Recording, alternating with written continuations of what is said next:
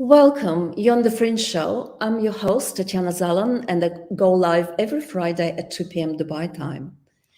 The Fringe is about our future science, technology, art, economy, and society. I help you to navigate the rapidly changing world so that you can take advantage of the opportunity and make better decisions in this uncertain future. This is episode number 58, and I'm focusing on a kind of interesting topic what's missing in Web3. More and more critical thinkers in the space, and I consider to be one of them, are saying, don't believe the hype. And to an extent, this attitude is justified. There's a lot of nonsense in the space due to the greed, FOMO, and the lack of imagination, education, and certainly discernment. Recently, I've kind of stumbled upon a really interesting discussion about on Twitter, which is on what's missing in Web3, and this is precisely why I'm making the show. Well, a lot is missing, but I can't focus on everything, every single aspect of that in this short show. So I decided to focus on three missing ingredients at the moment. One is a purpose beyond getting rich, and number two is innovation beyond the cookie cutter projects. And number three, we need a reality check about what's actually going on in this space. So for whom is the show? Well, if you're a creator or startup founder in the Web3 space, it definitely is for you. If you're a brand that wants to advertise or do some interesting things in Web3, that's for you too. The usual disclaimer before we go any further. The views are my own here. They do not represent the official views of organizations and employers I'm associated with. This is not investment advice, although we'll be talking about NFT projects. The Fringe Show is for educational purposes only. And for full disclosure, I don't hold any tokens and NFTs from the companies mentioned in this show. Although I am thinking of joining one particular project that I'm going to talk about today, which I think is quite interesting for creators like yourselves, like myself. Before we go any further, just a very quick recap. What is Web3? And there is a really good report that's come out recently by Braincy Inc., and they defined Web3 very well, and it's a very critical report, very without any sort of fluff and hype. What's Web3, what's metaverse, what's blockchain, what it does and what it doesn't do. Well, the internet as we know it, they say, is flawed, it's centralized, extractive, it's driven by algos, and arguably this is because the focus in the past decades was really on scale. Eyeballs, eyeballs, eyeballs at all costs. Web 2, it's about consumer data being free for platforms, labor and user-generated content, our content, my content, free for platforms, concentrated governance, concentrated ownership, and algorithms that are blindly driving this efficiency and scale. Web3 is supposed to be different. It's all about connected ecosystems, Internet of Things, 5G, peer-to-peer, plus cross-platform sharing of data. But don't believe the hype is a growing theme among some critical thinkers. But there are still robust principles underlying Web3, which is a more equitable version of the web. One of the principles is monetization. You need to directly reward online creators. Number two is governance by the equitable community. And number three is ownership, which should be inclusive and accessible and shared ownership in a project or enterprise. So starting with the first ingredient that's missing currently in Web3, in many projects, not all of them, of course, but definitely a lot of projects suffer from that, a purpose beyond getting rich. A purpose beyond getting rich, don't know what the plan to accomplish with Web3 that's unique or life-changing, because hyping up cartoon animals isn't. That was a quote from this Twitter thread. And the best way to discover, in my view, whether there is a purpose is to see what kind of value is being created for customers and users. I recently came across an article. It's an academic article, very new one. It's not even printed yet, it's preprint, but I will post a link to this article down here. It's called Providing Value, Customer Value Through NFTs. So again, providing customer value through NFTs. And what value organizations are providing with their NFT initiatives, that's the focus of their research. Creating customer value, as we know it, is at the heart of marketing. It's also creating value is at the heart of strategy, and so that you can have competitive advantage. From a customer's perspective, value is utility of a product based on perceptions of what's received and what's given. In simple words, it's just a bundle of benefits that consumer are willing to pay for. So what they did in this paper was to analyze 46 initiatives using a set of very strict criteria. And if you're wondering which initiatives were included, they were mostly from bigger corporations rather than startup projects. Yes, the familiar ones were all there: Adidas and Guerlain, NBA, Nike, Ubisoft. And by the way, more than 50% of these projects were in the luxury industry. They then classified all these projects and initiatives into various categories according to the value they provide to the customer. And generally, we need to bear in mind that value is not something monolithic. There are many different components and ways to think about value. Firstly, there is extrinsic value and intrinsic value. And many people, many materialistic people, I should say, will derive value from highly desirable possessions, particularly if these are rare. And this is what we say extrinsic value. It's oriented towards others. I want to show off, kind of. Then there are charity donations and community belonging, and these values are intrinsic, and they're also other-oriented. If you look at, for examples, maybe Tomorrowland Music Festival is a good example, and it aims to create a sense of belonging in the community and peace through music. What the researchers found after they classified all these initiatives was very insightful, at least to me as a startup founder. So if you are a startup founder as well, you need to pay attention to it. What do you think was the most frequently represented value? Just have a guess. Well, it was speculation, which is very unfortunate, isn't it? Also, what they found is NFTs are valued mostly for extrinsic reasons like status and bragging rights. And that means that NFTs are still seen as a means rather than the end in itself. And can you guess what were the rarest form of utility or value that was offered to the customers? Well, it was intrinsic, related to charity and community belonging. Only 4 initiatives out of these were emphasizing community belonging as a benefit. And in case you want to know who they were, it's Coachella football play cards, Formula One, and Super Bowl. So if you're a startup founder, I think maybe this is something you should consider to differentiate yourself from the other Me Too JPEGs. Focus on community, focus on charity. These are intrinsic values and very valued by the customers. So what is second ingredient that's missing? And that's innovation. As one of the Twitter users said, I'm bored with the cookie cutter projects, 10,000 profile picture projects. Of course, innovation is happening, and that's a good thing. So we are kind of turning here on a positive note. Recently, in one of my last shows, I talked about the Read to Earn book token. This is the first Earn to Read model, which incentivizes readings and wants to transform the license-based industry to a digital ownership model. So they're doing something interesting there. Another one, which I also talked about in one of my very early shows, is Friends with Benefits. It's as they brand themselves, they're saying they're a headless media community lifestyle brand. It's a big network, not actually very big, but still significant, about 3,000 users. And members have different levels of access and governing power depending on the tokens they've earned or bought. Their perks range from newsletter subscription to Discord channel access to IRL tickets.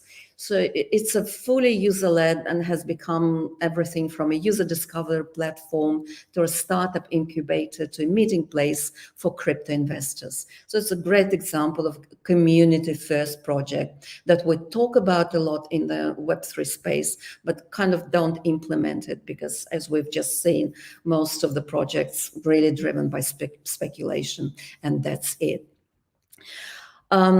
I decided to talk today about one innovative project that I came across recently. It's called M-Content. I actually visited them here. They're based in Dubai. It was founded in July 2021. They're introducing a new model as well, the world's first tokenized watch-to-earn content ecosystem, where content creators as well as the viewers of content are rewarded with their native digital currency. It's called M-Content. You can do various actions on the platform, and so you get rewarded. They want to drive this content revolution by converting viewers into actual owners of their digital content. And it's a very large and significant opportunity that they're addressing, significant problem as well. And the streaming economy in the whole world is anticipated to be somewhere in excess of $210 billion by 2026.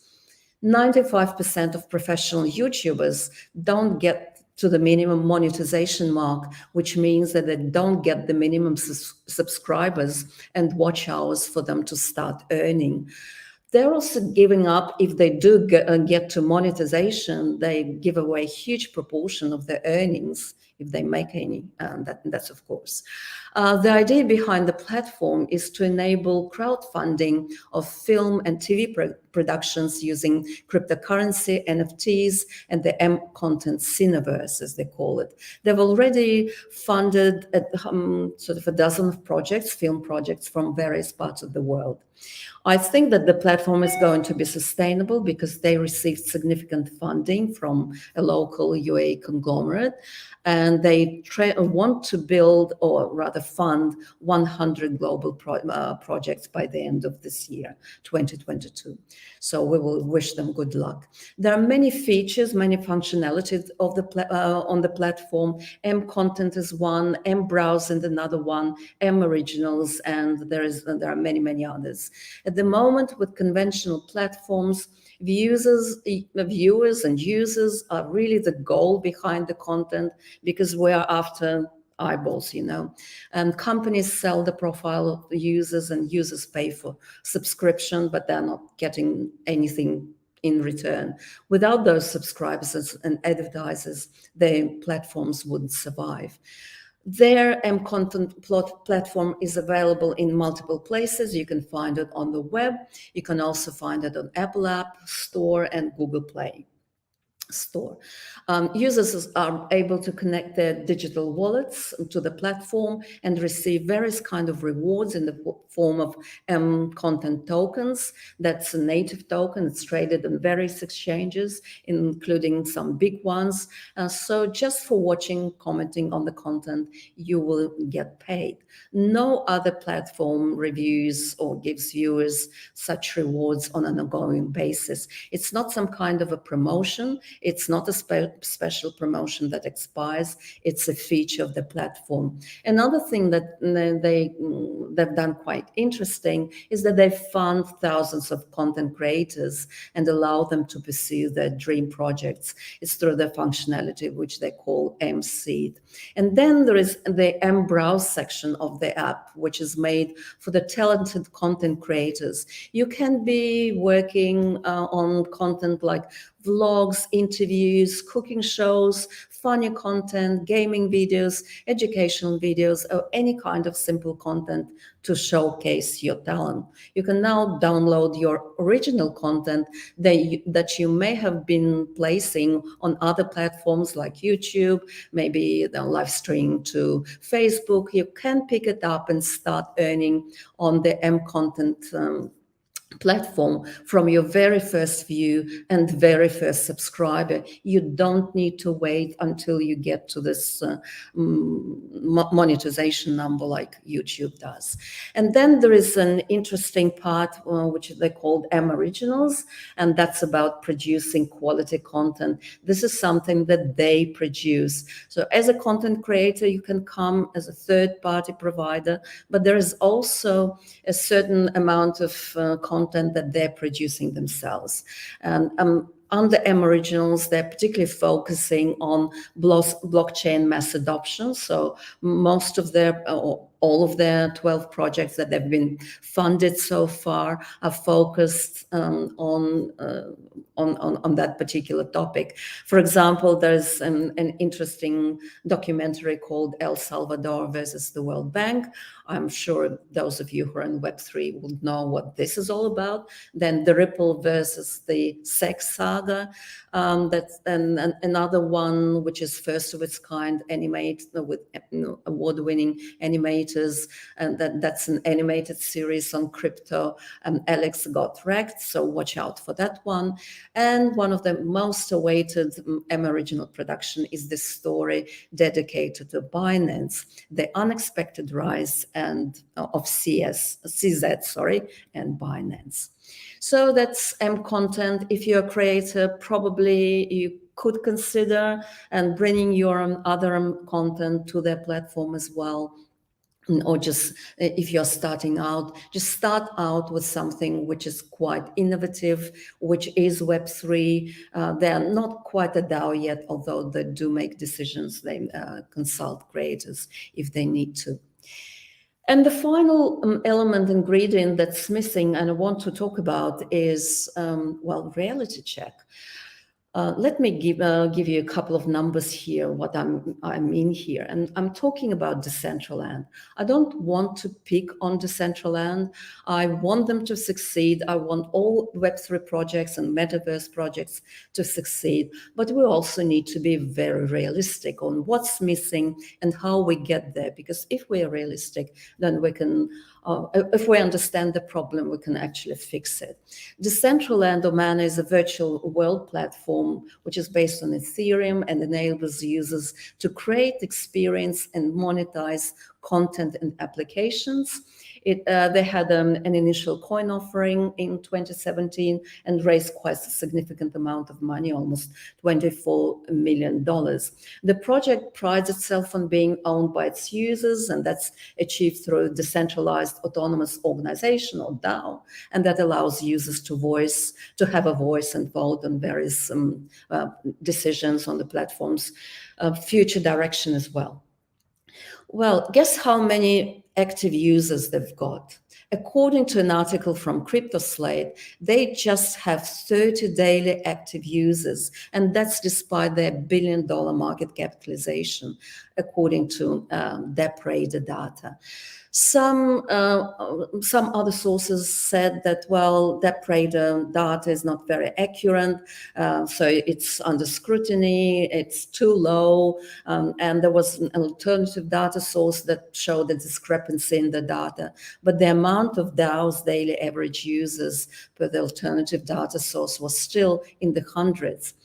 And according to CryptoSlate data, Mana's 24-hour volume came at 121 million, and the current market capitalization is well over 1 billion, and the token itself is down 9% year to date and 88% down from its all-time high, which it was in November 2021 at 5.85.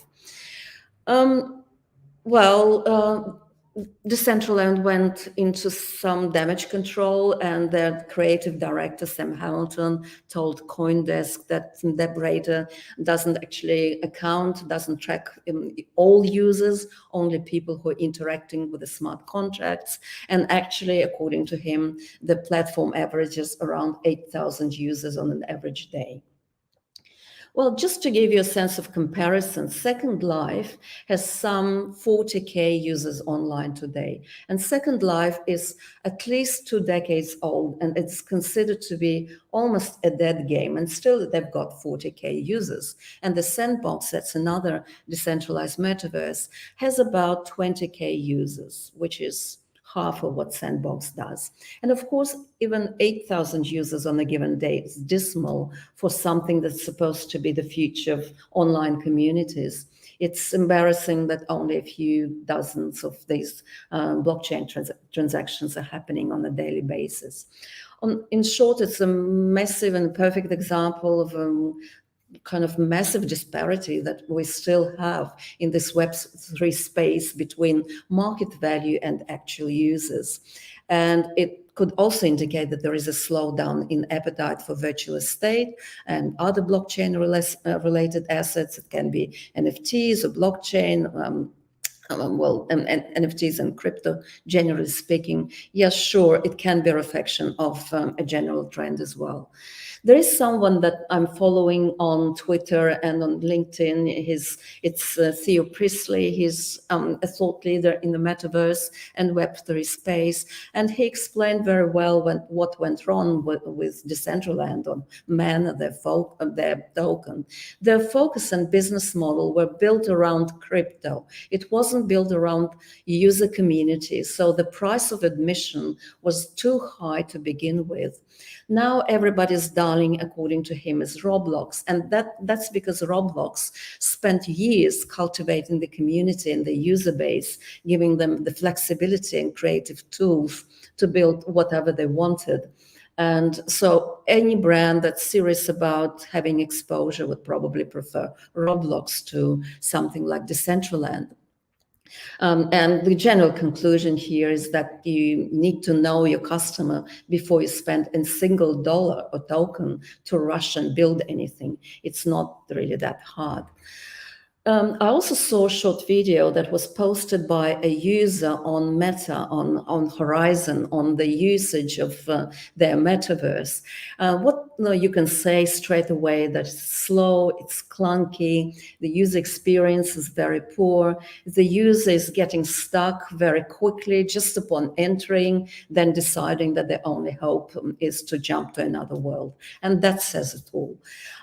Horizon at the moment looks like a very expensive MVP, and that's with $10 billion investment. This is how much they poured into Meta. So if anything, it's probably a good warning to all startup founders if they want to go out and develop something in the metaverse. Now, a big company with all the resources in the world is building a metaverse and it's got nothing to show for it. And just to sort of sum it up, let me quote Sasha Fleshman, who is portfolio manager at digital asset investment firm Arca. This is what he told CoinDesk. Anyone telling you that there's a metaverse today that has worked is lying through their teeth. I think that's a pretty powerful quote. And here are some parting thoughts from me. Startup founders and brand managers and established corporations should be thinking harder about the fundamentals of Web3. What value does your project or initiative provide for the customer? Is this value speculation only? If it is, then your project is unlikely to be sustainable. And it's very, very fluctuating as well, depending on the general sentiment in the market. And another point is, well, how innovative is your project? Does it directly reward the creators? What about governance? Is ownership inclusive and accessible? And finally, we really need a reality check. Metaverse. Well, it looks very lonely in the metaverse at the moment. If you're an executive, a startup founder, an investor, before you pour your money, your energy into the metaverse, how about understanding your customer first? It's like marketing 101. Well, this is all for today. Thank you for joining me, and I will see you next week at 2 p.m. Dubai time, next Friday. Thank you for joining again. And now a little bit of music.